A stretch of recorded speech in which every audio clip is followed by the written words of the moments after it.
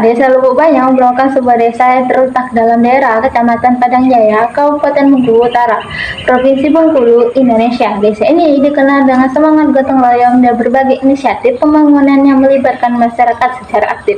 Pada tahun 2023, Desa Lubuk Banyau memiliki jumlah penduduk 1.870 juta jiwa dengan jumlah KK 580 yang tersebar di 4 dusun.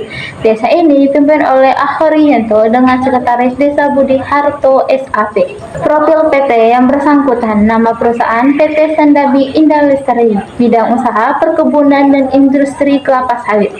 Tahun berdiri 1998, lokasi operasional Kabupaten Bengkulu Utara, Provinsi Bengkulu. Alamat kantor pusat Jalan Tomang Raya No. 47E, Tomang, Jakarta Barat 11440. Operasional dan kapasitas produksi, PT Shell mengelola perkebunan kelapa sawit seluas 15.000 hektar yang tersebar di 3 wilayah di Bengkulu Utara.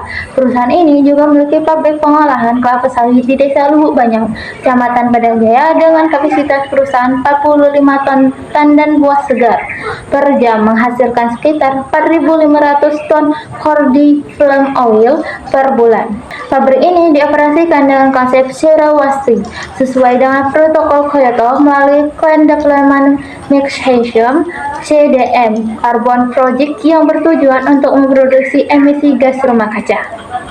Sejarah konflik. 1. Konflik sengketa tanah oleh pihak PT Shell dan masyarakat. Konflik antara masyarakat Desa Lubuk Banyau, Kecamatan Padang Jaya, Kabupaten Bengkulu Utara dengan PT Sandabi Indah Lestari atau PT Shell merupakan bagian dari sengketa agraria yang telah berlangsung lama dan kompleks. Berikut ini adalah beberapa uraian kronologis dan dinamika konflik tersebut. Awal mula sengketa lahan sejak awal tahun 2000-an, masyarakat mulai menggarap lahan bekas hak guna usaha HGU yang sebelumnya dimiliki oleh PT Waisabayur dan PT Trimanunggal Pasifik Abadi. Lahan-lahan ini kemudian diperjualbelikan secara informal di kalangan masyarakat. Namun PT Shell mengklaim bahwa lahan tersebut merupakan bagian dari konsesi mereka yang memicu konflik kepemilikan lahan antara perusahaan dan masyarakat. Eskalasi konflik dan keterlibatan kelompok masyarakat pada September 2024, konflik memanas dengan adanya aksi pendudukan lahan oleh kelompok masyarakat yang tergabung dalam Oknum Gerakan Bela Tanah atau Garpeta dan Lembaga Biobentunan. Kelompok ini menduduki lahan PT Shell di kawasan hutan produksi konversi HPK dan menghentikan aktivitas perusahaan.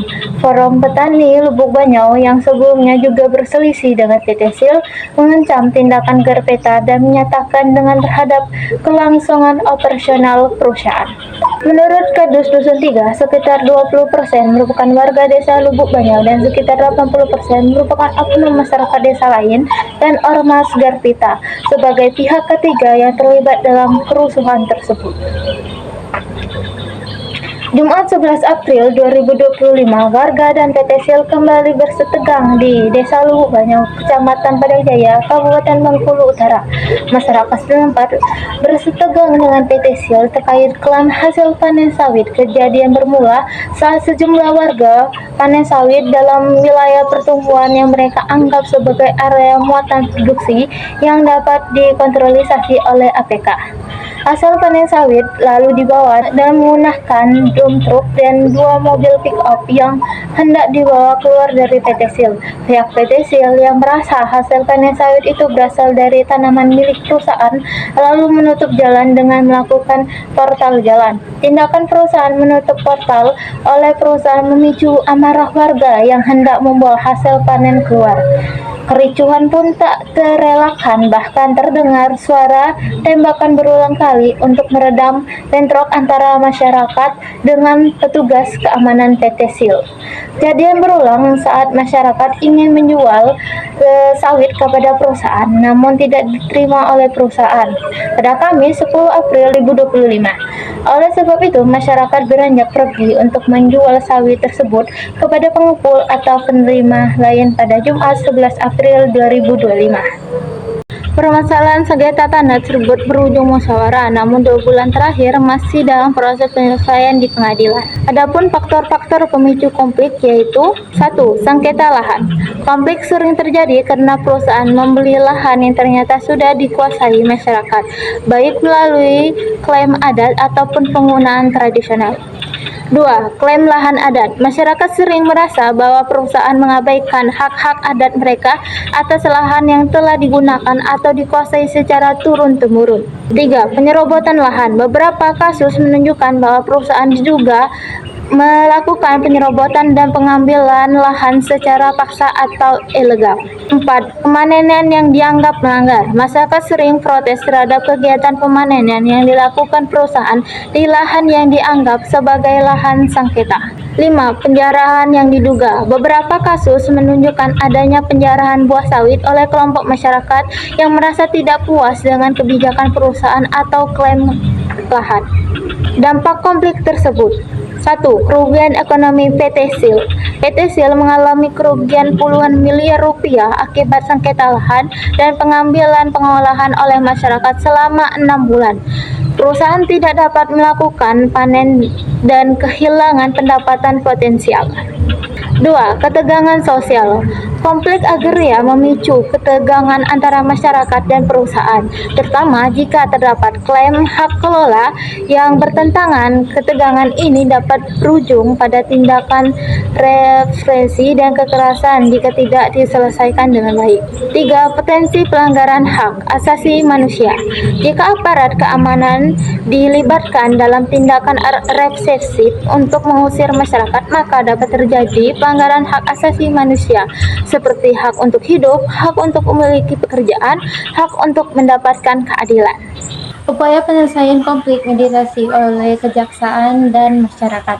Pada 10 September 2024, Kejaksaan Negeri Bengkulu Utara bersama Forum Koordinasi Pemimpinan Daerah mengadakan rapat koordinasi dan mediasi antara Forum Petani Masyarakat Desa Lubuk Banyau, Terpeta, dan PT SIL.